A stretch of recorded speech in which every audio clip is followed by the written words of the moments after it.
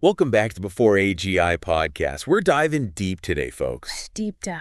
into a topic that's everywhere these days, Yeah. AI and disinformation. Definitely seeing that a lot. You'll send in some really fascinating sources on this, It's a hot and one. we're going to unpack them. Absolutely. Excited to get into it. Should be a good one. So to kick things off, let's go back to the basics. Okay. One of the sources, the CPA handbook on disinformation. Right. It really stresses the difference between misinformation and disinformation. Yeah. Easy to get those two mixed up, Oh, for sure. but it's an important difference. Definitely. What do you think? Totally agree. Yeah, the handbook's right on that. So misinformation, it's like sharing something false by accident. Exactly. Yeah, you didn't double check it or something. Right. You didn't fact check carefully enough. Exactly. But disinformation, that's deliberate. Totally. It's intentionally spreading something false Yeah. to mislead people. Like straight up lying, Yeah. basically. And this isn't a new thing, right? Nah, it's been around forever. Propaganda, rumors. Right. Always had that. What's different is the technology. Absolutely. Social media, AI, that's what's changed the game. Changed everything. They've supercharged the reach and the impact of disinformation. Yeah, it's crazy how much bigger it's gotten. Like stuff we never even imagined before. Totally. And the CPA handbook, they actually highlight a study Oh, yeah. that shows that false information, it spreads way faster than the truth online. Wow. That's wild. Kind of scary, right? Yeah, a little bit. And a lot of it's because of how these social media algorithms work. Those algorithms, man. They're made to keep us engaged, keep us scrolling. Hooked. Yeah. But the way they do it, Yeah. it can accidentally help spread disinformation I can see that. because they create these echo chambers Those chambers. where people only see information that agrees with what they already believe, Right. So it just reinforces whatever they already think. whether it's true or not. Exactly. And that brings us to one of the most worrying things about AI here. Deepfakes. Deepfakes. Oh, yeah. These are AI-generated images, videos, audio, Mm-hmm.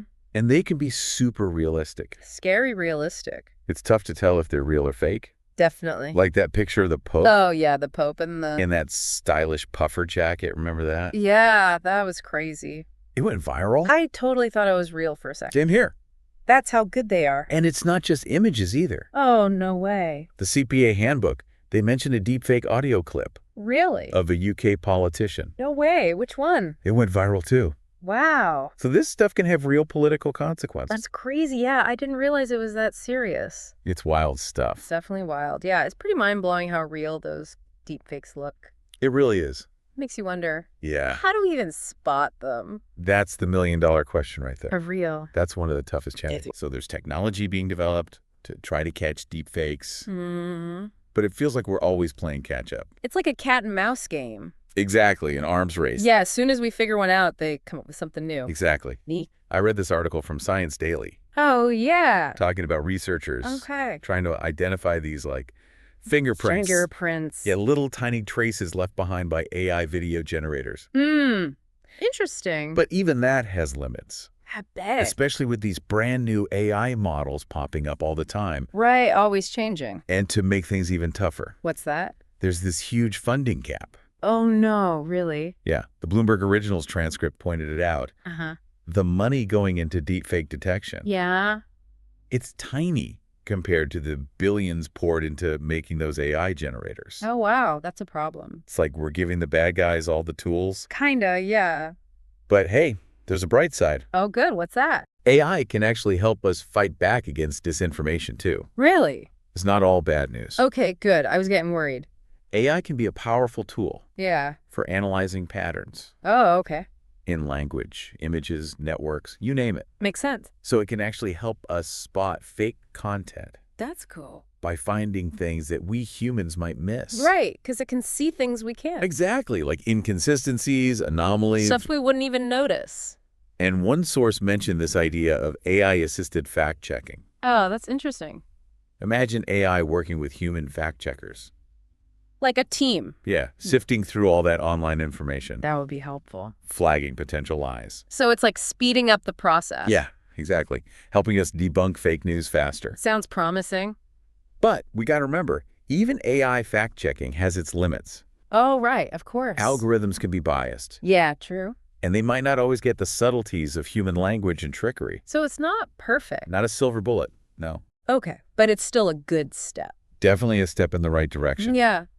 But even if we could catch every single deepfake, there's this other tricky thing. Oh, no, what now? It's called the liar's dividend. Liar's dividend. It's from that Bloomberg Originals transcript again. Okay. It's this tactic. What do they do? They try to discredit real info by saying, oh, that could be a deepfake. Oh, so it's like they're using the existence of deepfakes to their advantage. Exactly. It's messed up. It's a way to sow doubt and make people distrust everything. Even if it's actually true. Yeah, imagine someone shows a real video. Right. And someone else just yells, deepfake. Even if you prove it's real, the damage is done. The doubt is there. Yeah, that's a good point. It's kind of scary. It is. Like we're headed towards a world where it's impossible to know what's real anymore. And where nobody trusts anything. And that's why these conversations are so important. Absolutely. We need to be aware of what's going on.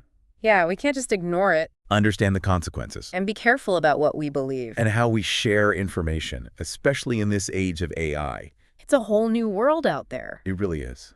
Feels like we're at this crossroads, you know? Yeah, a turning point. AI's changing so fast. It is. It's crazy. And it's impacting information, truth, trust. Everything. In a huge way. Yeah, it's kind of scary how powerful it's getting. It really is. And all these questions come up. So many questions. Like, who decides what's fake? Right. Who's in charge of that? And what can we even do about it? Yeah, it's tough. The Phil Archive article, that one really digs into this. It does. It talks about this tension between fighting disinformation and protecting free speech. It's a tricky balance. Oh, absolutely. We got to stop those harmful lies. For sure. But not at the expense of real free expression. Right. We can't go too far. And that Virginia Tech News article, it highlights some groups trying to figure out this whole mess. It's a mess, yeah. Like the EU AI Act.